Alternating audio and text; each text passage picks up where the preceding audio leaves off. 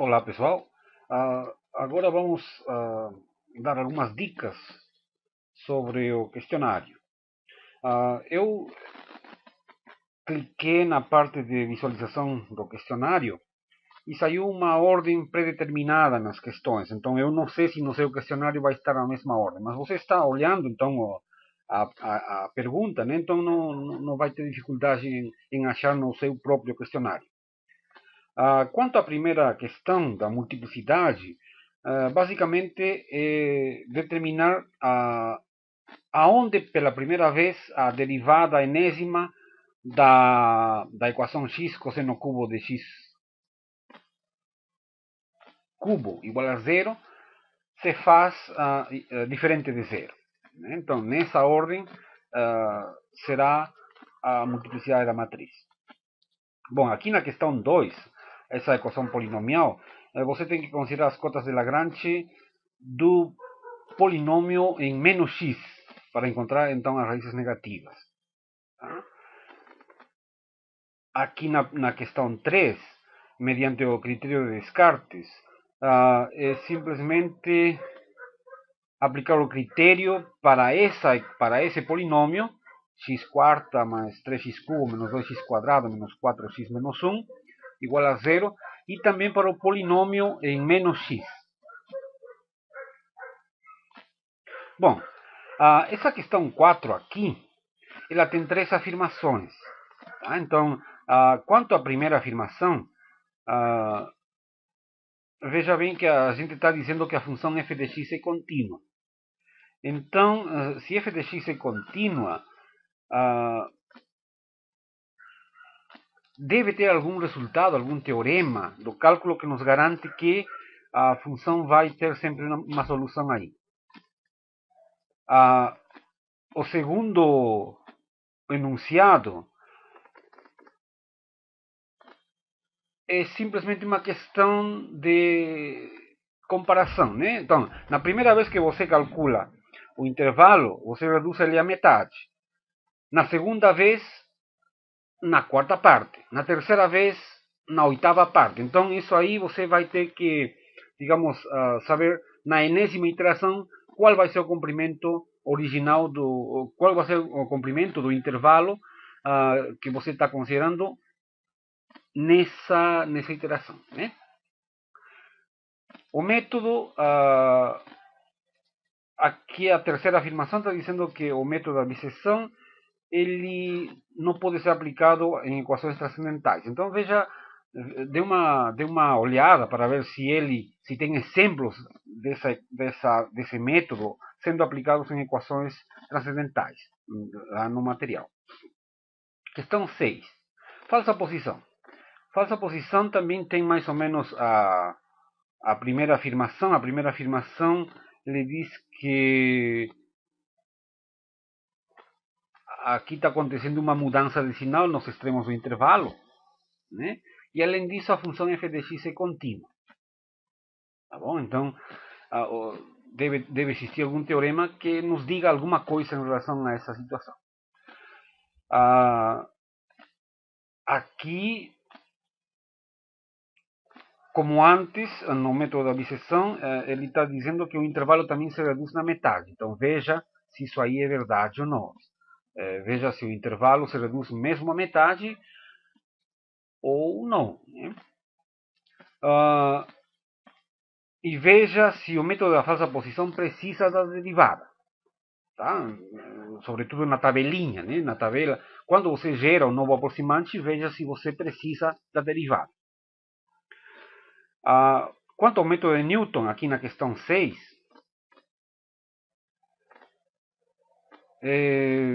como é que deve ser o x1? Ele deve ser, a função deve ser negativa, positiva?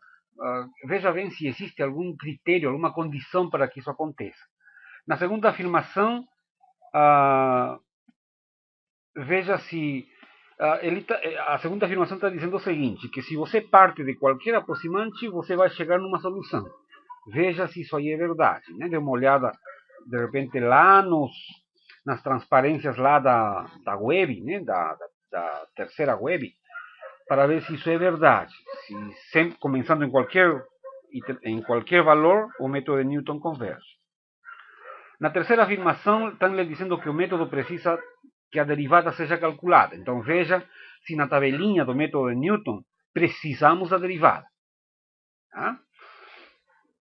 Aqui na questão 7, demarque a alternativa correta, tem várias afirmações sobre o erro relativo, absoluto e os erros nas fases da resolução de um fenômeno, de um problema mediante a modelagem matemática. Tá? Então dê uma olhada aqui nessa parte a partir da página 10 para frente, lá no material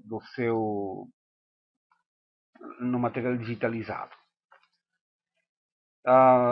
Essa questão 8, veja bem como é que se realiza, como é que se efetua o método de truncamento ou de arredondamento com K dígitos, né? Então, veja bem como é que é feito isso. Primeiro, você tem que transformar o número ou pegar ele assim direto.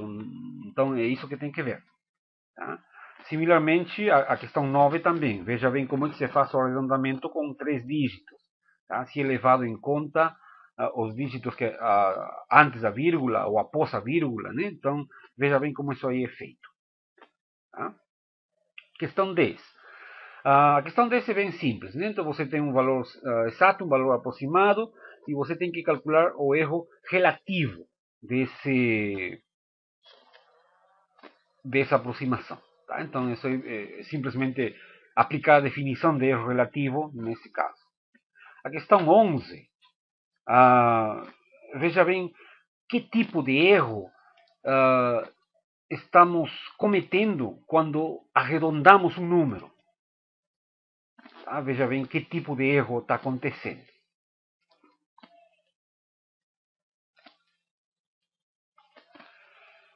A questão 12 é basicamente uma questão sobre aritmética de ponto flutuante. Tá? Então, maior e menor elemento. Esse maior e menor elemento estão definidos por fórmulas. Então, você tem que achar as fórmulas lá no material.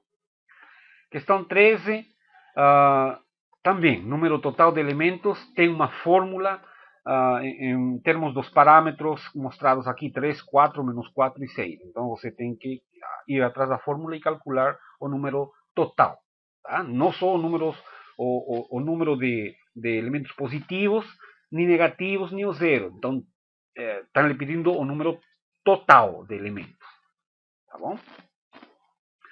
Aqui na 14, veja bem, é simplesmente, digamos,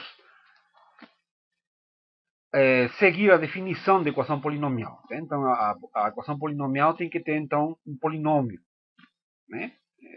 P de x. E veja bem, então, qual desses casos aqui se encaixa na definição.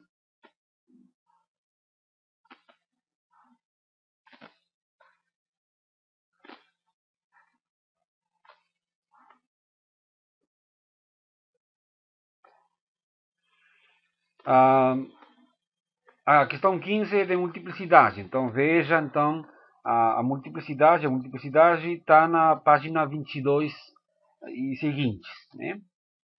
Tá? Então, dê uma olhada nessa parte aí de multiplicidade, né? É melhor gerar a tabelinha da função e das derivadas. Então, aí você vê aonde que a derivada, pela primeira vez, não se anula. Bom, então a questão 16 é usando o VCN. Tá? Então, aí você tem que entrar no VCN,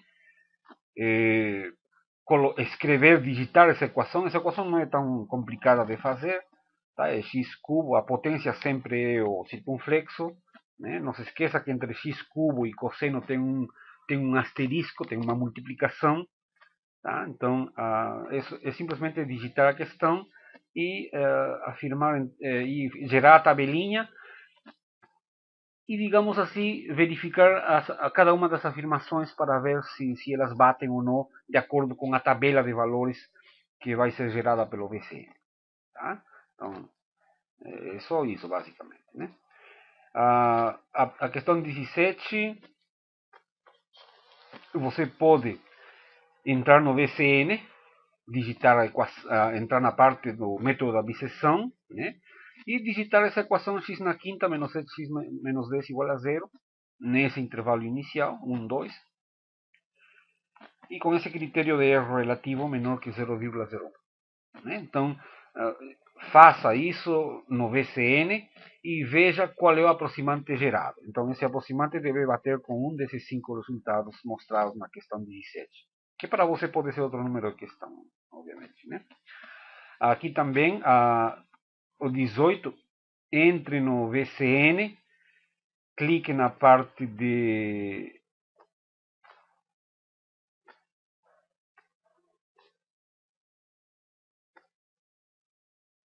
métodos, sistemas de equações lineares, depois métodos iterativos, e veja com esses valores iniciais quais aproximantes são gerados, né? Através do método, de algum método, de Jacobi ou de Gauss-Seidel. Né? 19, aplique o método de Gauss-Seidel também para essa matriz 2x2. Tá? Mas, assim, aqui nessa questão 19 você tem que ter cuidado, porque não estão lhe pedindo resultados do método. Estão lhe pedindo uma outra explicação, uma outra coisa. Né? Observe que a matriz desse sistema não é diagonalmente dominante. Tá? Então, se não é diagonalmente dominante, ela pode falhar ou não. Tá? Então, veja se com essa matriz o VCN falha ou não. E então, diga, através desse trabalho, desse uso do VCN, se, qual é a conclusão, qual é a afirmação pertinente que você faria